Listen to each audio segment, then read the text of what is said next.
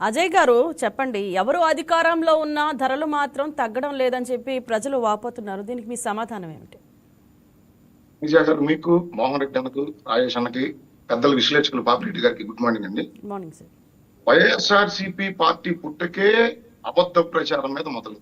జగన్మోహన్ రెడ్డి గారు కానీ వైసీపీ నాయకుల నినాదం అబద్ధ ప్రచారం. వాళ్ళు ఈ రోజు వరకు ఆ నినాదంతోనే ముందుకెళ్తా ఉన్నారు. నేను ఈ రోజు సూటిగా అడుగుతా ఉన్నా, వైసీపీ నాయకులు కానీ మోహన్ రెడ్డి అన్న కానీ 2014-19 మధ్య 75 రూపాయల నుంచి 79 రూపాయల మధ్య ఉంది ఏది పెట్రోల్ కానీ డీజిల్ ధర కానీ. 2019 మీరు అధికారంలోకి వచ్చిన రోజున ఏ విధంగా ట్యాక్స్ పెంచారంటే 31% పెట్రోల్ పై వ్యాట్ ట్యాక్స్ ఉంటే 35% పెంచారు. 22.25% డీజిల్ పై ఉంటే 27% పెంచారు. 2014-19 మధ్య తెలుగుదేశం ప్రభుత్వం 13 రూపాయలు మాత్రమే పెంచడం జరిగింది 5 ఏళ్ల పరిపాలనా సమయంలో. అంటే 22% ఇంధనపు ధరలు పెరగడం జరిగింది. 2019 నుండి 24 మధ్య 40 రూపాయలకు పైగా పెట్రోల్, 30 రూపాయలకు పైగా డీజిల్ పెంచారు. అంటే వీళ్ళ పరిపాలనా సమయంలో 60% పైగా ఇంధనపు ధరలు పెరిగారు. మహిళ గారు, కరోనా టైంలో కేంద్రం పెట్రోల్ మీద 5 రూపాయలు, డీజిల్ మీద 10 రూపాయలు తగ్గిస్తే ఆ రోజు వైఎస్ఆర్సీపీ ప్రభుత్వం కనీసం 1 రూపాయి కూడా తగ్గించకపోతే ఆ రోజు ప్రతిపక్షంగా ఉన్న మేము ధర్నాలు, రాస్తారోపణలు చేస్తే అన్న మోహన్ రెడ్డి గారికి గుర్తుందో లేదో నాకైతే తెలియదు కానీ నేను గుర్తు చేస్తా ఉన్నా. పేర్ని నాని గారు, కొడాల నాని గారు ప్రెస్ మీట్లు పెట్టి మంత్రుల హోదాలో పెట్రోలు, డీజిల్ పెంపు ధరలు రాష్ట్రానికి ఏం సంబంధం, అది కేంద్రం పెంచుతుంది, దమ్ము ధైర్యం ఉంటే నరేంద్ర మోడీ గారి ముందో లేదా పార్లమెంట్ ముందో ధర్నాలు, రాస్తారోపణలు చేయండి, లేకపోతే అక్కడ మైకి పెట్టి మీరు అరవండి, ఇక్కడ మాకేం సంబంధం అని వ్యంగ్యంగా మాట్లాడిన మీడియా సమావేశాలు ఈ రోజు వైఎస్ఆర్సీపీ నాయకులు మర్చిపోయినట్టున్నారు. జగన్మోహన్ రెడ్డి గారు అధికారంలోకి వచ్చిన తర్వాత రోడ్లు అభివృద్ధి పేరుతో ప్రతి లీటర్కి 1 రూపాయి పెంచడం జరిగింది. ఎంత కామెడీ అంటే ఇది వైజాగ్ గారు, కనీసం 1 రోడ్డు వేయలేదు, కనీసం వీళ్ళు గుంతలు పొడ్చలేదు. ఇవన్నీ చెయ్యకుండానే వ్యాట్ ట్యాక్స్ పేరుతో రూపాయి పెంచారు రోడ్ల అభివృద్ధి అని. ఇక వీళ్ళు ఏ విధంగానైతే పెట్రోల్, డీజిల్ మీద ఫిబ్రవరి 2020 పెట్రోల్ పై 2.76 డీజిల్ పై 3 రూపాయలు, అదేవిధంగా జూలై 2020 4 రూపాయలు అదనపు వ్యాట్ ట్యాక్స్. ఈ విధంగా వ్యాట్ ట్యాక్స్ ని 5 సంవత్సరాల పరిపాలనా సమయంలో వీళ్ళు 3 సార్లు పెంచడం జరిగింది. 75 రూపాయలు 79 రూపాయల మధ్య ఉన్న పెట్రోల్, డీజిల్ ధరలు వీళ్ళు అధికారం కోల్పోయేసరికి 109 రూపాయలు 100 రూపాయలు చేరాయి. అంటే వీళ్ళు ఏ విధంగా పెంచుకుంటూ వెళ్ళి జనాల్ని బాధితే 2024 సార్వత్రిక ఎన్నికల్లో వీళ్ళు పెంచిన ట్యాక్సుల మూలాన ఇబ్బంది పడిన ఆంధ్రప్రదేశ్ రాష్ట్ర ప్రజలు వీళ్ళని బండకేసి బాధారు, కనీస ప్రతిపక్ష హోదా ఇవ్వలేదు.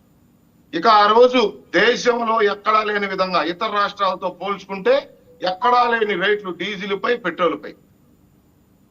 మహిషా గారు, ఆ రోజు తెలంగాణ కావచ్చు, కర్ణాటక కావచ్చు, బోర్డర్ ప్రాంతంలో ఉన్న నియోజకవర్గాలు కానీ డిస్ట్రిక్ట్ హెడ్ క్వార్టర్స్ లో ఉన్న ప్రజలు ఆ ప్రాంతాలకు వెళ్ళి వాళ్ళు డీజిల్, పెట్రోల్ కొట్టించుకోవడం జరిగింది. వీళ్ళు చేసిన దుర్మార్గపు విధ్వంసక పరిపాలన వల్ల ఈ రాష్ట్రంలో ఉన్న ఎన్ని పెట్రోల్ బంకులు ఏ రకంగా ఆ రోజు నాశనం అయ్యాయి, మూసివేసే దశకు చేరుకున్నాయి. మహిళ గారు, ఆ రోజు అందరికీ తెలిసిన విషయమే. ఎవరైనా పని మీద బెంగళూరుకి వెళ్తానో, హైదరాబాద్కి వెళ్తానో వాళ్ళు ఈ రాష్ట్రం బోర్డర్ దాటిన తర్వాత పెట్రోల్ కొట్టించుకునే వాళ్ళు తిరిగి రాష్ట్రానికి వచ్చేటప్పుడు బోర్డర్కి వచ్చే ముందు ట్యాంక్ ఫుల్ చేసుకొని వచ్చేవాళ్ళు. అంటే ఆ రోజు ఈ రాష్ట్ర ఖజానాకి ఎంత గండిపడింది. వీళ్ళు చేసిన ఆర్థిక విధ్వంసం వలన ఈ రోజు రాష్ట్రం అంధకార ఆంధ్రప్రదేశ్ గా, అప్పుల ఆంధ్రప్రదేశ్ గా తయారైతే కనీసం ప్రభుత్వం 1 రూపాయి కూడా వ్యాట్ తగ్గించలేని పరిస్థితికి, దుస్థితికి రాష్ట్రాన్ని తీసుకెళ్లారు. ఈ రోజు 2 సంవత్సరాల పరిపాలనా సమయం కూటమి 1 రూపాయి వ్యాట్ ట్యాక్స్ కానీ, 1 రూపాయి రోడ్ల ట్యాక్స్ కానీ పెంచలేదు. ఈ రోజు పెరిగింది 3 రూపాయలు. ఇది ప్రపంచం మొత్తం పెరిగింది. అవి దేనికి పెరిగినాయి అనేది వివరంగా పాపిరెడ్డి గారు చెప్పడం జరిగింది. యుద్ధం జరుగుతా ఉంది.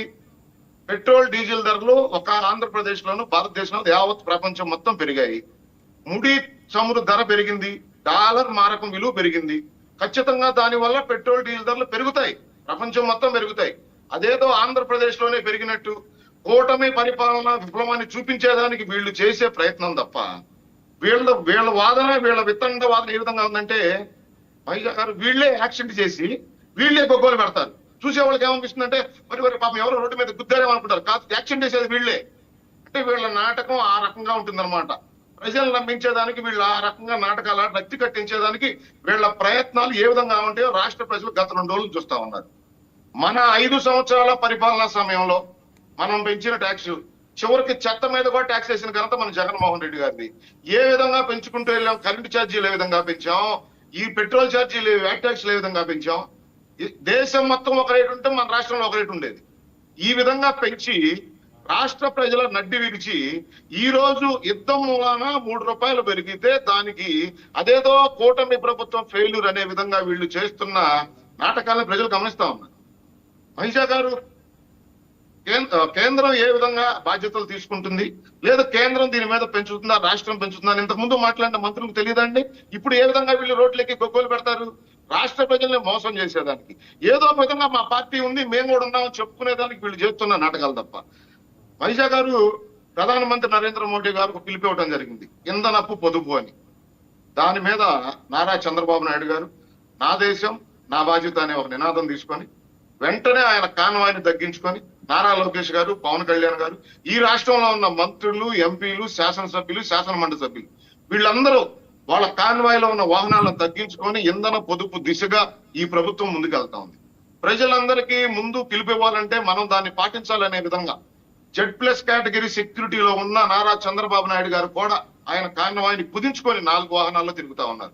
నారా లోకేష్ గారు 2 వాహనాల్లో తిరుగుతా ఉన్నారు. పవన్ కళ్యాణ్ గారు 2 వాహనాల్లో తిరుగుతాం. కానీ జగన్మోహన్ రెడ్డి గారు ఏ ప్రాంతానికి ఆయన వెళ్ళి ఏదన్నా ధర్నానో రాస్తారోకో చేయాలంటే వీళ్ళు వేల సంఖ్యలో జనాల్ని పూల్ చేయటం, 100 కార్లు వేసుకొని వెళ్ళటం. ఎందుకంటే జగన్మోహన్ రెడ్డి గారు వెళ్ళొచ్చు, డైరెక్ట్ గా ఆయన ఒక్కళ్ళు వెళ్ళొచ్చు, ఆ నియోజకవర్గంలో ఉన్న శాసనసభ్యులు, ఆ నియోజకవర్గ నాయకులతో ప్రభుత్వాన్ని ప్రశ్నించవచ్చు. కానీ వీళ్ళు అక్కడ కూడా ఈ విధంగా రాష్ట్రానికి నష్టం జరిగే విధంగాను ఇంధన పొదుపు దిశగా వీళ్ళు పనిచేయకపోగా ఈ రోజు కూటమి ప్రభుత్వం 2 సంవత్సరాల పరిపాలనా సమయంలో ₹1 కూడా ప్రజల మీద భారం మోపకుండా పరిపాలన కొనసాగిస్తా ఉంది. అభివృద్ధి సంక్షేమ కార్యక్రమాలు అందిస్తూనే ఆ రోజు రాష్ట్రంలో ఎట్లా ఎకానమీ సృష్టించాలో చేతగాని పనికి మాలిన వైసీపీ ప్రభుత్వం, ముఖ్యమంత్రిగా కావున్న జగన్మోహన్ రెడ్డి గారు ఆయన ఇచ్చిన సంక్షేమ కార్యక్రమాలు బటన్ నొక్కేదానికి అడ్డదిడ్డంగా అడ్డగోలుగా ప్రతి అంశం మీద ట్యాక్సులు పెంచుకుంటూ పోయి ఈ రోజు అధికారం కోల్పోయిన తర్వాత ఆయన చేసిన ఆర్థిక విధ్వంసం నుంచి రాష్ట్రాన్ని బయటకు తీసుకొచ్చి సంక్షేమ కార్యక్రమాలు అమలు చేస్తూ 1% కూడా ట్యాక్సులు ఎక్కడ పెంచకుండా పరిపాలన చేస్తున్న క్రమంలో ఎక్కడో యుద్ధాలు జరిగి ముడి చమురు ధరలు పెరిగి అదేవిధంగా డాలర్ మారక విలువ పెరిగి అంటే ఇన్కమింగ్ అంటే మనకు పెట్రోల్ క్రూడ్ ఆయిల్ దేశానికి వచ్చే దాంట్లో తగ్గింపుగా దిశగా వస్తా ఉంటే ఇక్కడ రేట్లు పెరిగితే దానికి ఏదో కూటమి మీద నింద వేసే ప్రయత్నం, చంద్రబాబు నాయుడు గారు ఫెయిల్యూర్ చూపించేదానికి ప్రయత్నం, వీళ్ళు చేస్తున్న నాటకాలు ప్రజలు గమనిస్తూనే ఉన్నారు. 5 సంవత్సరాల మన పరిపాలనా సమయంలో మనం ఎన్ని ట్యాక్సులు పెంచాం, రాష్ట్ర ప్రజల జేబుల నుండి ఏ విధంగా కొల్లగొట్టాం, సంక్షేమ కార్యక్రమాల అమలు పేరుతో బటన్ నొక్కి వీళ్ళు ఒక చేత్తో ఇచ్చి 10 చేతులతో లాగేసుకునే ప్రయత్నం ఆ రోజు ఏ విధంగా చేశారు. మద్యంపై రేట్లు పెంచటం, కల్తీ మద్యం, ఏ విధంగా ఈ రాష్ట్రంలో కల్తీ మద్యం ఏర్లైపారింది. రాష్ట్రంలో కనీసం వీళ్ళు గుంతలు కూడా కూర్చోలేని పరిస్థితి. గత 5 సంవత్సరాల కాలంలో వీళ్ళు ట్యాక్సులు వసూలు చేశారు తప్ప ఎక్కడ ఒక రహదారి పునరుద్ధరణ కానీ కొత్త రోడ్లు వేసింది కానీ లేదు. మహిళ ఈ రోజు వీళ్ళు వచ్చి నారా చంద్రబాబు నాయుడు గారినో లేదా కూటమి ప్రభుత్వం కానీ నిందలు వేసే ప్రయత్నం తప్ప ఈ రోజు ఇంధన పొదుపు దిశగా కూటమి పనిచేస్తా ఉంది. నారా చంద్రబాబు నాయుడు గారు సమీక్ష చేయడం జరిగింది. ఈవీ వెహికల్స్ వాడకం పెంచమని చెప్తా ఉన్నారు. ప్రభుత్వ అధికారులను కూడా అవసరం లేకపోతే ఆఫీస్ రావాల్సిన ఇంట్లోంచే పనిచేయమని చెప్తా ఉన్నారు.